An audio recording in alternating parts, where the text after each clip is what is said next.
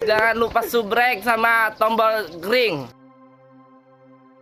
Perkenalkan, nama saya Kevin dari kelas 9B nomor absen 3. Saya Mika kelas 9B absen 8. Nama saya Nathan dari kelas 9B absen 24. Perkenalkan, nama saya Laura Christine, kelas 9B, absen 19.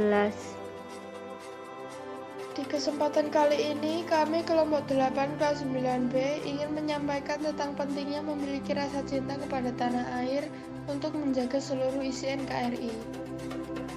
Cinta tanah air merupakan pengamalan dari sila ketiga Pancasila yang berbunyi Persatuan Indonesia yang dapat diwujudkan dalam kehidupan sehari-hari.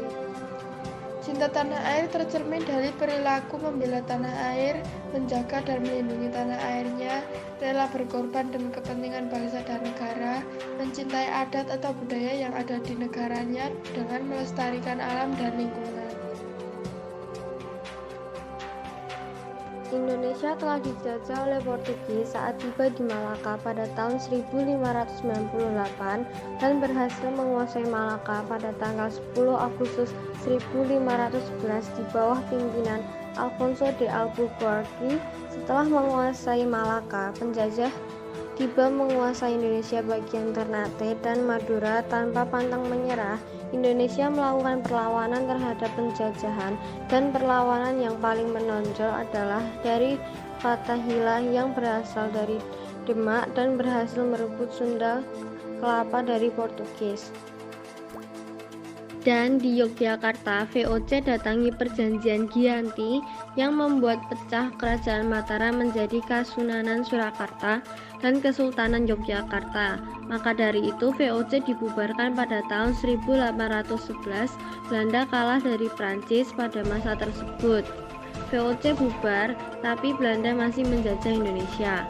Herman William Daendels dituju langsung oleh Belanda menjadi Gubernur Jenderal Hindia Belanda, dan pada masa pemerintahannya masyarakat dipaksa untuk pembangunan jalan raya dari Anyer Panarukan. Hingga 350 tahun lamanya Belanda menjajah Indonesia, dan tidak sampai situ penderitaan rakyat Indonesia. Belanda digantikan oleh Jepang pada saat Belanda menyerang, dan mereka menyerah tanpa syarat kepada pihak Jepang dengan perjanjian Kalijati tahun 1942.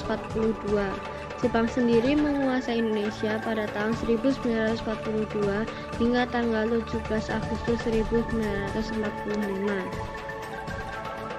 Dan di saat Indonesia mulai bangkit dari bekas-bekas penjajahan, Jepang sendiri telah membantu organisasi, salah satunya adalah Beta Putra Himbo, dan masih banyak lagi. Pemerintah Jepang benar-benar selesai pada saat negara sekutu menjatuhi bom di kota Hiroshima dan Nagasaki. Terdengarlah berita kekalahan Jepang hingga ke telinga rakyat Indonesia. Mereka langsung mendirikan BPUPKI dan nantinya akan berubah menjadi PPKI untuk menegosiasi Indonesia merdeka. Pada beberapa hari kemudian, Soekarno-Hatta dan Dr. Rajiman Weddianingrat diterbangkan ke Dallas, Vietnam untuk bertemu dengan Marsekal Tetauci, dan mereka dikabarkan akan segera menerima kemerdekaan. Pada 10 Agustus, Sultan Syair mendengar kekalahan dari Jepang. Melalui radio, para pejuang bawah tanah bersiap-siap untuk memproklamasikan kemerdekaan. Soekarno-Hatta dan Dr. Rajiman pindah ke Indonesia.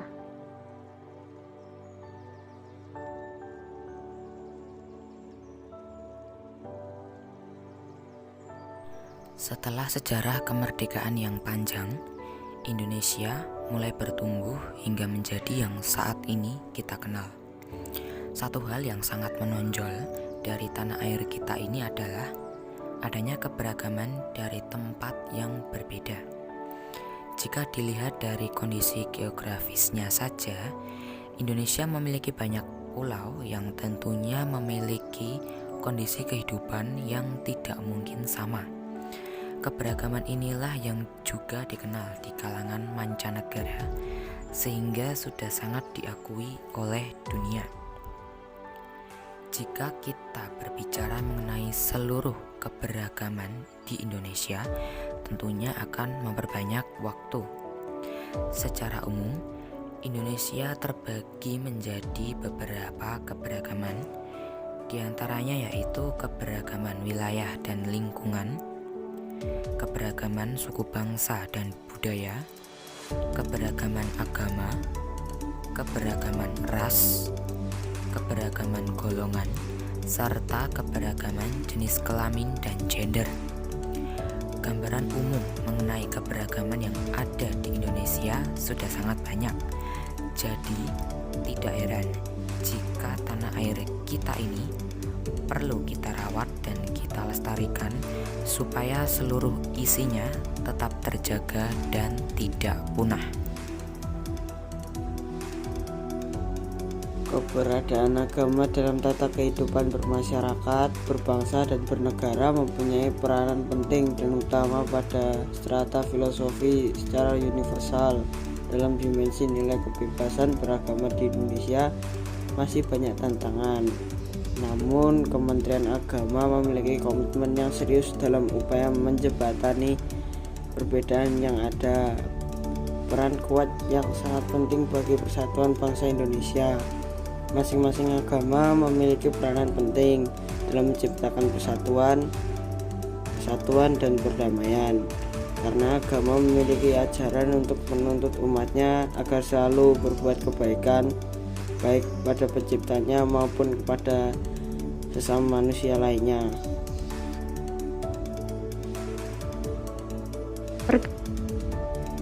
Maka dari itu, untuk menjaga keutuhan NKRI, para pemuda-pemudi harus bergandengan tangan dan gotong royong memajukan negara Indonesia, serta menjaga dan melestarikan budaya-budaya di negara kita. Mari kita mempersiapkan diri untuk menjadi penerus bangsa dengan memperdalam skill dan menanamkan rasa cinta tanah air.